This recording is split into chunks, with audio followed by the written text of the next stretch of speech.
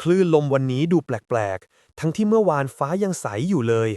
ฉันกับเพื่อนอีก3 คนตั้งใจมาดำน้ำที่เกาะร้างแห่งนี้ เพราะมีคนบอกว่าน้ำทะเลแถวนี้สวยมาก แต่พอลงไปได้ไม่นาน ความสวยงามที่ว่าก็เริ่มเปลี่ยนไป กลายเป็นความวังเวงที่บอกไม่ถูก น้ำเริ่มเย็นเยือกๆทั้งที่ปกติไม่เคยเป็นแบบนี้ ทันใดนั้นเอง ฉันก็เห็นเหมือนเงาดำๆขนาดใหญ่อยู่เบื้องหน้า พอเข้าไปใกล้ก็ต้องตกใจ นั่นมันซากเรือ แต่ไม่ใช่เรือธรรมดา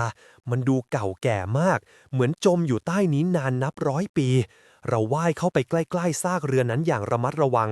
บรรยากาศรอบตัวเริ่มอึดอัด เหมือนมีใครกำลังจ้องมองอยู่ตลอดเวลา จู่ๆ ไฟฉายของเพื่อนคนหนึ่งก็ดับพรึบ แล้วตามมาด้วยไฟฉายของอีกคน ดับพร้อมๆกันอย่างไม่มีเหตุผล เราเริ่มใจไม่ดี แต่ก็ยังตัดสินใจว่ายเข้าไปในตัวเรือที่ผุพังนั้น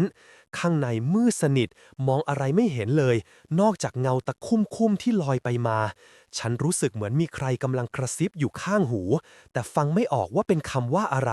เพื่อนอีกคนที่เหลืออยู่ เริ่มหายใจ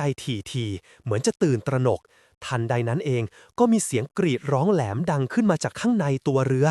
พวกเรารีบหันไปมองตามเสียงนั้น แต่ก็ไม่เห็นอะไรเลย นอกจากความมืดมิด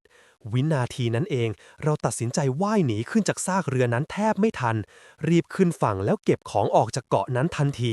ไม่มีการพูดคุยอะไรกันระหว่างทาง ทุกคนรู้ดีว่าสิ่งที่เจอมามันไม่ใช่เรื่องปกติ และไม่มีใครอยากกลับไปที่เกาะนั้นอีกเลย